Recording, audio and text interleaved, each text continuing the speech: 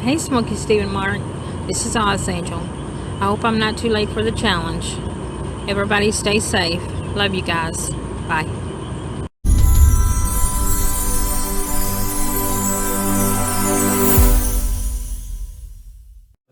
Hi, everybody. Hello, everyone. Hi. I'm Steve. I'm Mark. And this is Smokey, Steve, and Mark. Yes, it is. Welcome or welcome back. Yes, hello. Very And nice to see you. Happy Sunday. It is Sunday. It's the end of the weekend. Every day has felt kind of like Sunday recently. Days are blurring together for those of us who are hunkered down, I think. Yeah, they are. I think for a lot of folks, though, whether you're working or not working, or you're on the front lines, or it's like so day to day. Everything is so day to day. It is. So It is, and I was out yesterday or today. It's like a ghost town. It's very strange. We live in the city, and there's usually people out. Yeah.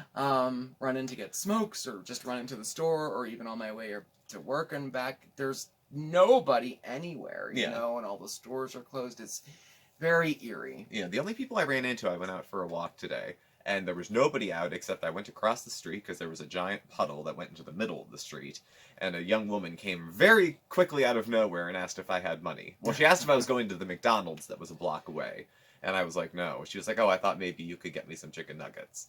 And I'm like, so I said no, and I kept walking. I don't have any cash on me, and then I thought, I do have cash on me. I should really practice what I preach, right?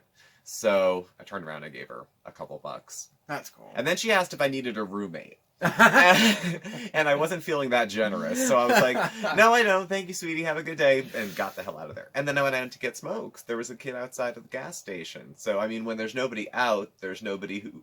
The people that participate in the informal economy. Yes.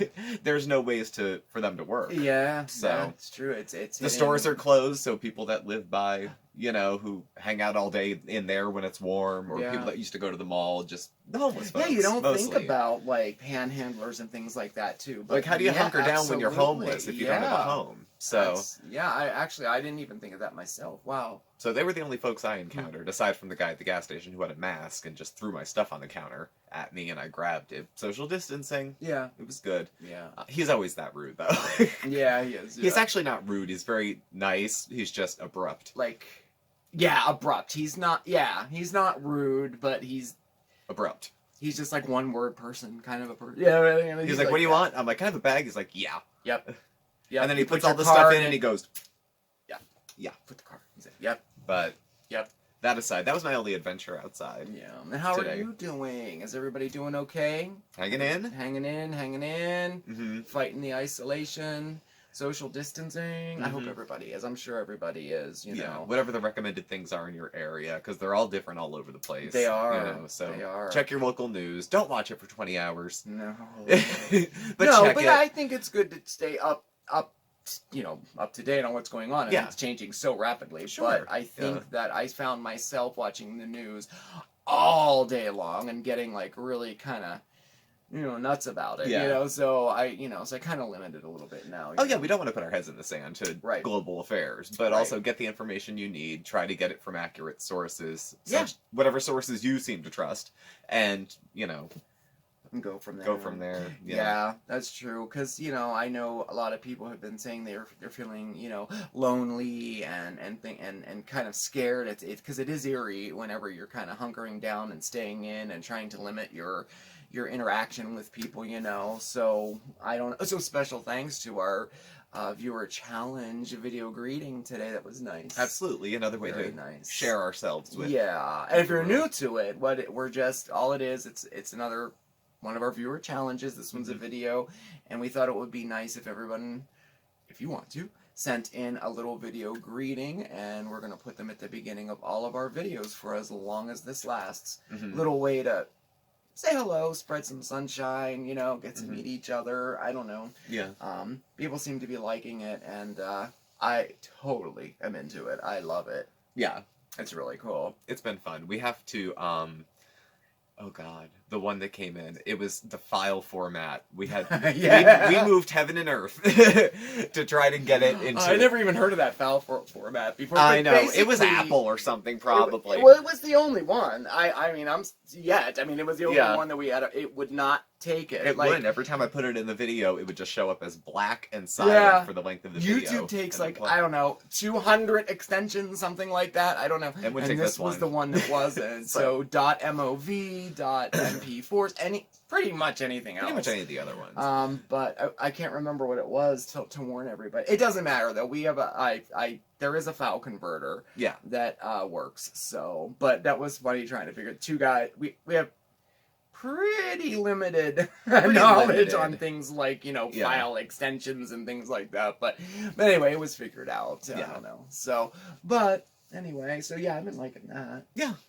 So I've been following along too. I stuff for the Suicide Awareness Initiative website that we do. So I've been doing more and more things on like mental health and isolation and things like that. And it had me thinking back to my own mental health when I was in the hospital. It was about a month. Is it a month and a half now? Yeah, it's been over a month. I think I got out on the 20th of February. Yes, yeah. And on that note, I got a bill for the amount yes. that I was in the hospital for. Now, I live in the United States, in case you can't tell by my butchered English. So, I went in on the 12th of February. The first full day was the 13th. Yeah. And I got out on... The 12th, it was late, too. It was like 8 at night. 8 o'clock at night. And I think I got out on the 24th, maybe? It wasn't that terribly long. No. Total cost of care, $13,353. My insurance paid for $9,000 of it, so I may be responsible when I get a bill for about $4,200. That's for 4 days in the hospital. 4 days in the hospital. I know. It's that tetanus shot they gave me. It was probably most of it. They give you an Ativan, and it's like $800.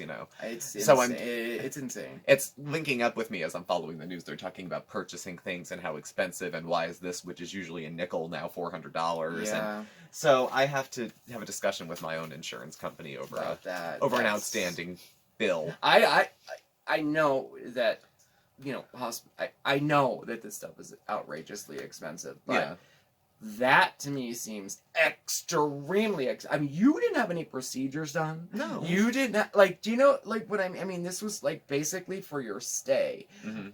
$13,000 for 4 days. When I was in rehab, what was it, 5 years ago or so? It would have been 6 maybe. 21 days, $25,000. Mm-hmm. So it's about $1,000 a day. It's about $1,000 a day for treatment, and then $1,200 a day for detox, because you're paying for round-the-clock nursing. Yeah. When you're in that situation, and for this too, I imagine. But I mean, that's $2,500, over $2,500 a day that I was there. And it says something about, boy, I hope we're heading towards universal health care. Yeah. Something different than this. That's something different than what we have. Something different. Something better. However much, even if it's in baby steps, something better than we have. Yeah, that's true. I have private insurance too. I'm not through the marketplace or Medicaid. I have it through my employer. Mm-hmm. So, glad I have insurance at all though, because otherwise it would just be a straight bill for $13,000, which of course I wouldn't be able to pay. Yeah. So, it's expensive getting sick. Yeah, isn't it? I know that God, it flashes me back to when I first got sick, and I didn't have a hospital stay or anything, but I did have a lot of doctor's appointments, a lot of testing, a lot of missed work and all that. And I think I remember maybe even saying it in a video, they don't tell you how expensive it is to get sick. Yeah. It really kind of surprised me, because I've always had insurance and never really looked too finely in what was paid and what wasn't. Yeah. But, it's just, I think, getting a little out of hand. Yeah. And then when you're sick, you might lose your job, which covers your insurance. Or, and it's always a back and forth. I remember the one time having to quit my job to go on Medicaid to afford to go to rehab because I had Blue Cross and they would only pay for detox. And I know it sounds like poor me with a self-inflicted illness, and there's much bigger things going on. But we're just chit-chatting. But at the same time, it's expensive to be ill. So I'm fortunate to have insurance, but it's unfortunate that I might have to pony up $4,000. I know. know. Well, we'll have to pay that one monthly. Yeah, we're gonna set up definitely a payment plan. We're gonna be Yes. setting up with Guy Singer. We're gonna be setting up a payment. They're really busy at the moment, so I think they can probably let it slide for a little while. Yeah, and then I'll make arrangements for it. Yeah, definitely. Well, normally we do Sunday mail call, but that has changed too because the post office was closed when I went. I always go on Sunday to get the mail at our post office box, and they have changed their operational hours, so to speak. Yeah. So I mean, they are still open, and everything, but they're limited hours now. So I do know that there is some mail there that I need to pick up, a few postcards, a few letters, and things like that. But I was unable to pick it up to share it with everybody tonight. So during this week, I will definitely go pick it up and share it with you. I definitely will. But I did get something sent that we talked about before. I won a contest, and it came. I got my spiffy new Heineken 007 baseball cap. Very sharp. That came this week. It is kind of cool. I love baseball caps. I used to wear them constantly when I had long hair. I don't wear them as much now. Yeah. And then whenever I was a chef, I wore them every day. But I am a cap wearer, but I haven't been wearing them. I will now. I have a new one. When I was in college, I used to wear them all the time. Yeah, you did. You I always still wore had them hair backwards. Yeah, I still had hair, and I still didn't want to bother hair with it. coming out the front. Just a bit. I used to like the all cloth ones because when the hair started to go, and I put on one of those. Yes. It was just a big. I had a sunburn like this in the front because I had no hair to cover it. So yeah, they should make hat. I think they do. They might, but one that you could like wear backwards with the little band, but it has hair coming out. I'm sure it's been. I've seen them in the back. I think they make them wonder with if they have them in the ponytails front. for women. They do. Yeah. I've seen them somehow, but just like the way you wear it. Yeah. We'll see. We'll have to look. Now, They probably exist. There's an idea. Take notes when you have some downtime. Okay. Flesh it come out. up with it. Flesh it out. Get We'll back flesh to it me out. with it. All right, I'll get back to you. And if it hasn't been done, Yeah, we'll do it. I'll smooth out the edge and I'll We'll submit patent it. it. We will be millionaires by the end of the year. There you go. See? All right, we have a plan. Great. You guys were part of it, so yes, thank you. you were. Thank you. Yeah. Oh my goodness. So anyway, what's on the agenda? So I baked bread. I did. And we were going to share that with y'all. Well, I've been promising for so long, and I actually had trouble finding yeast, of all things. Never thought that there would be a shortage of yeast right now. I had to go to four stores to find yeast. I was very surprised. Maybe people thought that they'd have to make their own bread since the bread was sold out, so they bought yeast. I imagine or that's maybe what's happening because I've never seen a shortage of yeast. But you did find some. I did find some, and I was able to make some bread because I promised. And it's been a couple weeks. We started off with the sourdough bread, and then I said, okay, we're gonna make just a regular loaf of bread. Very, very easy, especially now because it's been a little tough finding bread. I think I told you last time I was here Friday. I went to the store and they were filled. They had bread, and we got you bread. Yeah, we had bread. Well, when I went yesterday, there was no bread. So people are snatching it up as fast as it's being stocked. So anyway, this is a really, really easy recipe. So you can make your own bread at home. So do you want to see it? Should we show it now? Yeah, we should show it now. All right, well, let's go show it now. All right, let's go to the kitchen.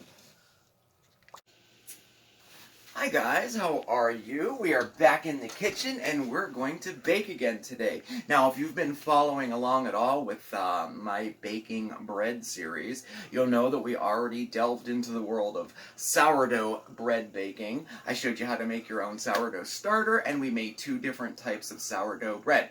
Now, today we're going to go back to basics and we're going to make a very delicious, very easy white sandwich bread for you, okay?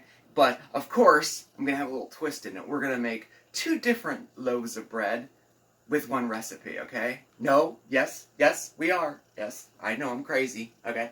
So, anyway, we'll talk a little bit about yeast in 1 second, but if you want to get a pencil ready, we're going to start with the ingredients. So, for this recipe, you will need about 6 to 7 cups of all-purpose white flour, and I tend to use unbleached organic all-purpose white flour, but flour of your choice.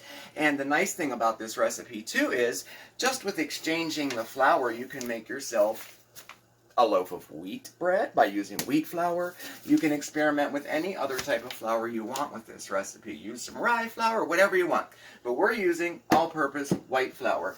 You'll also need 3 teaspoons of sugar. You'll need 4.5 teaspoons of rapid rise yeast, okay? And that would be 2 of your standard size packets, okay?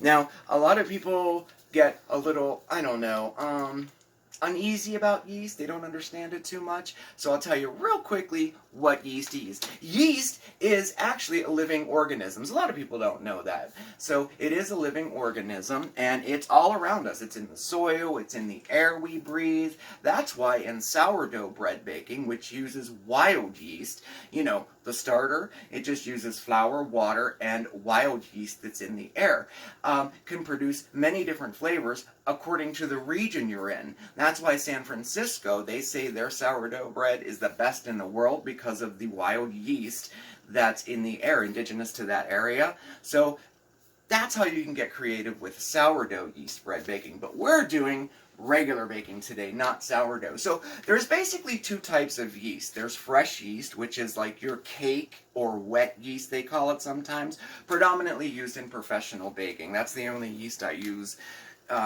generally, well, in the restaurant and sometimes at home too, but and then there's actually dry yeast, and you have 2 types of dry yeast. You have your active dry yeast, and then you have your instant yeast, and that's also known as, well, rapid rise yeast, fast rising yeast, or bread machine yeast. Those 2 different types of yeasts can be used interchangeably with no problem. The only difference being is that your rapid rise yeast or your fast rising yeast or your bread machine yeast doesn't require proofing. You don't have to mix it with warm water to activate it. It also has it has a finer mill to it. It's literally smaller than regular active dry yeast, but they can be used interchangeably. One of the benefits of instant yeast, which we're going to be using today, is that it has a much faster rise time. Thus, you don't need to have 2 rise times. Normally with bread baking, you would allow it to rise, punch it down, form it, allow it to rise again. There's no need for that with the instant yeast or the rapid rise yeast, okay? So that's what we're using today. So you'll need 2 packets of rapid rise yeast, okay? Which equals out to about 4.5 teaspoons if you have it in the jar, okay? You'll also need 2 teaspoons of salt, visual aid, salt, 2 tablespoons of butter, and then you'll need about 3, let's do it this way, 1.5 cups of water and 3/4 of a cup of milk. And you can use any type of milk you want.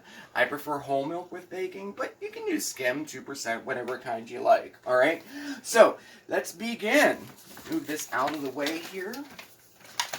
Okay, so in my mixer, I already have in here 2 cups of flour. I have the sugar and the salt already in there. To that, we're going to add our instant yeast. Now, this is the rapid rise yeast, and it's 2 packets worth. Just toss that baby in there, and just combine it. Now, if you don't have a stand mixer, it's no problem. Don't worry about it. Maybe I should plug it in first. That would help, right?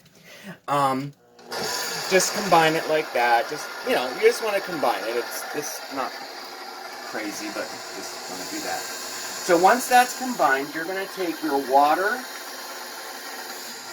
Turn that off so you can hear me, right? So, in a microwave safe container, you want to combine your water, your milk, and your butter. And you're going to want to microwave it at 15-second intervals until it gets fairly warm. You don't want it to be hot to the touch, but it needs to be warm. And that's about 120, 130 degrees, And I have already done that. I'm going to give it a little test here. Perfect. I think it's perfect to use. So, we're going to add this to our flour mixture. Just like so. And since we're using the instant yeast, this is what activates the yeast. You don't need to proof it at all like you would with standard yeast or regular dry yeast. So, we're going to let that mix up a little bit for about 2 minutes, scraping down the sides 2 times, all right? So I'm going to do that. I have a huge mixer here, so if I had the smaller KitchenAid, we wouldn't have to scrape it down quite so much. So, I'm going to let that mix for 2 minutes. I think I already said that, right? All right. So let me make sure I don't skip anything. I don't want to lead you wrong or anything, okay? Yep, we're good. So, that's beating for 2 minutes. I'm doing my second scrape now, just because we don't want to have anything stuck to the sides or any flour that's not incorporated into that, and that looks perfect. So, while it's running, let's set this down here, we're going to add the rest of our flour about 1 cup at a time, letting it mix in between each addition, okay? So there's 1 cup, and we're going to let that mix. Again, scrape the side down, okay? And you want to continue to do this. There we go there. Turn it back on, and let it go. All right, so we're going to let that mix for, I don't know, another minute, another 2 minutes, something like that. You just kind of eyeball it, see when you think it's ready, and then add more flour a little bit at a time. There we go. All right, so I'm going to turn this off now. So you're going to want to continue to add your flour approximately 1 cup at a time until your dough reaches like a soft ball stage, okay? So I'm not going to bore you by doing that. I'm just going to continue doing it, and I'll see you in 1 second, and I'll show you what it looks like, okay? Okay, so I incorporated the rest of the flour, and I used just about all of it. I would say that's about a ½ cup left over.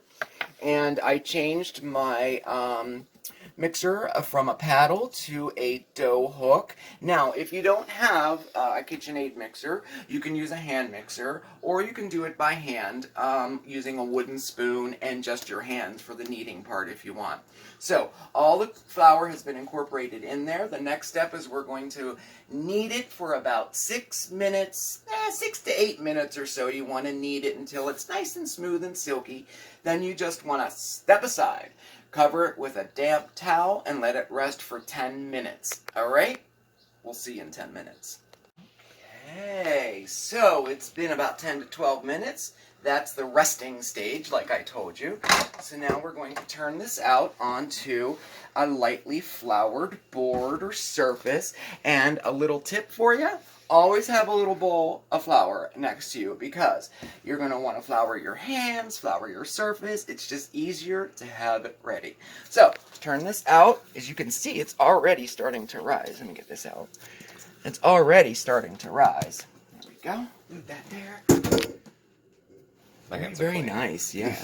So, we have this here, and people sometimes ask me, well, how does yeast work, right? So, as I told you before, yeast is a living organism, sometimes referred to as the oldest living organism on this planet. Interesting. And yeast simply works by, it has to eat, so it feeds off of sugar. Sugars in flour or any sweeteners you may add to your dough, you know, honey, brown sugar, whatever. And as it eats that sugar, it releases carbon dioxide, and that's what creates those tiny little air bubbles that gives bread its lightness. You know, there's thousands and thousands and thousands of air bubbles in every loaf of bread. But that's in a nutshell how yeast works. So now we have our dough ready to go. We're going to divide it into 2 relatively equal portions, okay? Go there. Get some flour on your hands, okay? And the one, we're going to just kind of give it a little knead there if you want. This is how you knead too if you don't have a stand mixer. You can do it like this, all right? So we're just going to form a loaf, all right? It doesn't have to be perfect, doesn't have to be neat, whatever. I like it when it's covered with flour like this. I think it makes it look real nice. All right, that's a pretty decent sized loaf. Now you're going to get yourself 2 loaf pans, okay? 2 loaf pans, and make sure that you spray them with stick cooking spray like that. You can also just grease it with, you know, lard or butter or anything you want. I prefer the spray. You can use the spray with the flour in it too. I'm a big fan of that. I like that. So we have our 1 loaf of bread.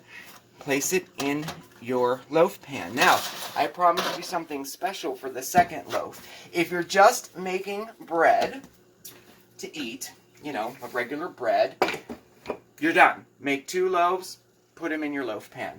But we are going to make a sweet loaf with this too. Very easy. I'm telling you, this is so simple, and people are going to think that you're a master baker.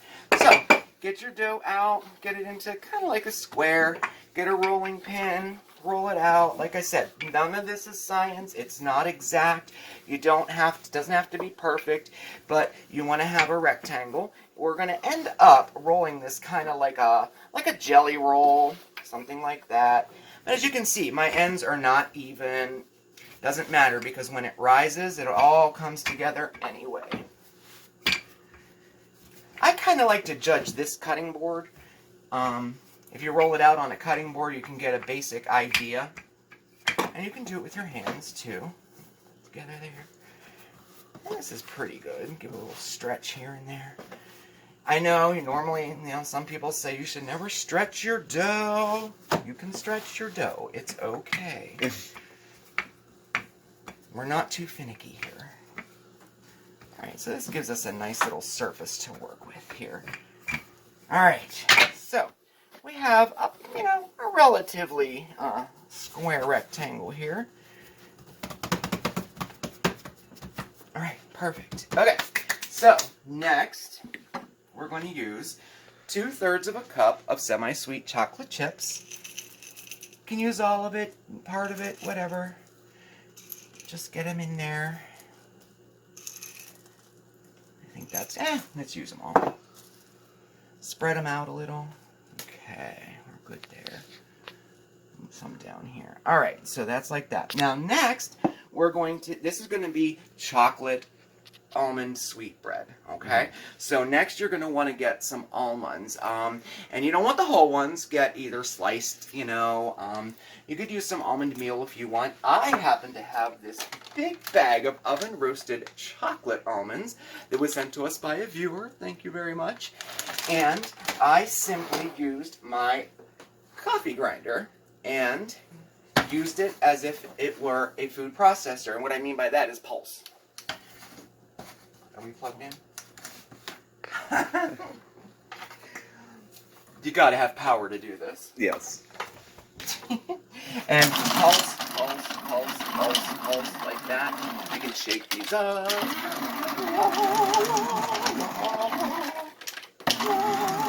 Okay, anyway, you get the idea here. I'll show you. Alright, so you have like that. Now, I'll go through and I'll take out the large ones. Like, you don't want a big full almond like that, but you want to have the meal like that. And if you just tap it, all the big ones will come to the top. Take that out, and we're good. That's perfect. That's a little sliver. Perfect. So now we're going to take this and we're going to sprinkle it on top of our chocolate, like that. You want to use about, you know what, it's your preference. Use anywhere from 1/4 cup to 1/2 cup, and it will be totally, totally delicious. I think that's perfect. Okay, now next we're going to just give it a push down into the dough, okay? Like this. Just push it down in there so it's nice and solid. Alright. Well, this is going to be so yummy. Alright, now we're going to roll it up. Alright, and like I said, it is not a science. It doesn't have to be beautiful, because it's going to turn out beautiful either way. Alright, so we're just going to roll it up like that. Okay, turn it around and kind of pinch the edges together and form another loaf. Okay, place that in your baking pan with the seam side down. Oh, there's a chocolate chip, get him out of there. All right, with the seam side down like that, okay? Now we're going to take our loaf pans, and we're going to cover them with a damp towel, all right, like that. And we're going to place them in, room temperature to slightly warm area, and we're going to let it rise until it doubles in size, about 45 minutes to an hour. That's the only rise we're going to need for this. A perfect place for that, in your oven with the light on. You probably remember my tip from last time, right? So we're going to put that in there. Cover it with a damp towel. I know, there's peeps in there. Yeah, why the... I'll ask later. Yeah, that's for another video, which you'll be seeing very soon. Let that sit for about 45 minutes to an hour, and it'll rise real nice for you. All right, I'll see you in about an hour. Okay, bye. Okay, so it's been 40. Well, look how beautiful this. How they raised. It raised so nice. Now that was 45 minutes in the oven, with just the oven light on, okay? And I left the other loaf in there that had all the chocolate chips in it for another 15 minutes because, well, literally, it's colder when it goes in because of the other ingredients in it. Needs maybe a little bit longer to rise, so let's see if it's ready. I think it is. Okay, we're good. Oh, good, okay. So there we go. Now, as you can see, that's a little bit larger of a pan, so it didn't come up over, and that's totally fine because there's other ingredients in it too. Okay, so let me take my peeps out. I promise you'll know what these are for in another video. And we're going to preheat our oven to 400 degrees. All right. All right. There we go. I'm nervous. I'm trying to do this fast. Okay, so we're preheating our oven to 400 degrees. Now, a nice added little touch that I like to do is I like to sprinkle just a little bit of flour on top of my bread. I think it gives it that home-style kind of farmhouse look. Now, don't get it confused. There is farmhouse bread, too, and that has some other ingredients in it. Sometimes even eggs are put into farmhouse bread. But I think that adds a nice little touch to it once it bakes, okay? So what we're going to do is preheat our oven to 400 degrees, and we're going to pop these babies in there for 35 minutes, but check it at around 30 minutes, okay? And what you want to look for is a nice brown crust, a little hollow to the touch, but we'll get to that when we take it out, okay? So, in the oven, about 30-35 minutes, and we'll see you then, okay? Alright, so it's been 28 minutes, but I think they're ready, so I'm going to turn that off. There, it's off. Okay, isn't that cute? Mm-hmm. It's a cube timer. 5, 15, 30. All you do is take it, set for 30 minutes. Turn it off. 1 hour. Isn't it cool? I got this as a gift from somebody very special. Okay, alright. So I don't want this to burn. Alright, let's see what we got. Ooh. Very nice. Now, when you take the bread out of the oven, you want to make sure you take it out of the pan immediately, okay? For all bread. So, moment of truth. Ah, perfect. Very nice. There we go. We have a loaf of white bread. Looks like bread. Get the other one out. Alright. Oh, this looks good too. Alright, let's get this out here too. Now this one, don't be afraid if it sticks because some of the chocolate may have spilled out. Nope, it didn't. Oh, perfect. Nice. Oh, that's going to be so good. Oh my goodness. Oh, I'm very pleased with this. Okay. And there you have it. We have 2 different types of bread made with the same recipe. We have a basic loaf of white bread, and we have our chocolate almond swirl sweetbread. So, I hope you enjoyed this little tutorial. You definitely want to let it cool before you slice it, okay? It doesn't have to get cold, but I would give it at least 20 minutes or so to cool down before you slice it, okay? So, if you made it, I hope you enjoy it. If you didn't make it, I hope you're gonna make it. Alright? Alright. See ya! Bread. Fresh bread. Fresh bread. I love fresh bread. And the house smells like bread. Yeah, it does. It does. And the sweet bread. Sweet bread. It's a very easy way to make two different things, you know, out of one dough, you know, and that's that type of bread is, I think, really, really good. Believe it or not, for breakfast. I really like it for breakfast. I do. But if you want something real quick, you know, something a little sweet, you could also put drizzle some drizzle on top of it. Glaze. Oh, like powdered sugar, powdered water, sugar and milk, yeah. or take like even like a can of ready-made frosting, take some of it out, zap it for a little bit, pour that on top of it, makes it even sweeter. So could you make French toast out of it? I think that would make delicious French toast. I'm such a fat kid. I love. Oh, that would be so good. Cut it thicker, dip it in an egg batter. Yeah, it sounds good. I wouldn't add cinnamon to it because you know me, I don't like chocolate and cinnamon together. See, I don't like chocolate and orange. Like there's certain. I don't care for that either. I'll do chocolate cinnamon. I don't like chocolate orange. It's just it doesn't pair well for me. People either like that or they don't. Well, I don't like orange a lot. I don't like orange creamsicle. Anything creamy or dairy-like mixed with orange, you don't care for. I don't care for.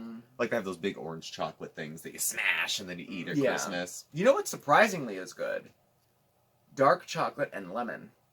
That's surprisingly very good. I haven't had lemon and chocolate. I made a cake. This was years ago, and I was in rehab, and this was a long time ago. And the Steelers were in the Super Bowl, and I made a Steelers cake.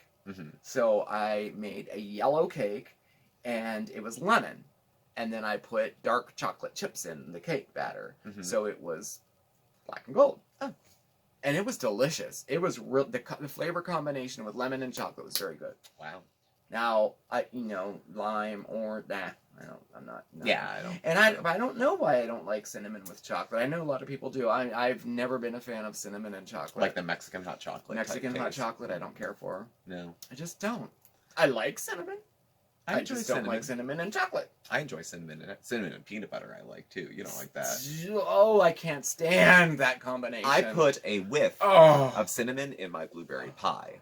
Just a teeny bit. It's good. It's good. I don't put cinnamon in my blueberry pie. Just a whiff. Just a tiny bit. It's just enough to go something warm in the background. Just, what is that? Something warm in the background. Well, maybe I'll make that some other time. We'll have to wait till summer because there's no berries that look good. No, there's no berries. And the store's cleared out of frozen fruit, too. Yeah. I guess everyone's baking pies, maybe. I suppose. I don't know. But... Well, bread's good. I'm going to go eat it. So shall we wrap it up? Yeah, it's still cooling. Okay. Well, thank you all for watching. I'm going to go down some bread. I might have a piece, too. You might have a piece? I love fresh bread. I do. Well, please do subscribe. Yes. Hit the like button. Make sure you hit the bell to get all the alerts. You can follow Mark and I on Facebook at SmokeySteveAndMarc or on Instagram at SmokeySteveAndMarc. Our email address and our contact info is all listed below. Thank you for watching, and we'll catch up with you tomorrow. Actually, Mark will for Mondays with Mark. Yes, it is. It's Sunday. I forgot about that. Yes, it was fantastic spending time with you. Remember, everybody, please stay safe. Stay well, but above all else, stay positive. I'll catch you tomorrow, all right? Take care. Ciao.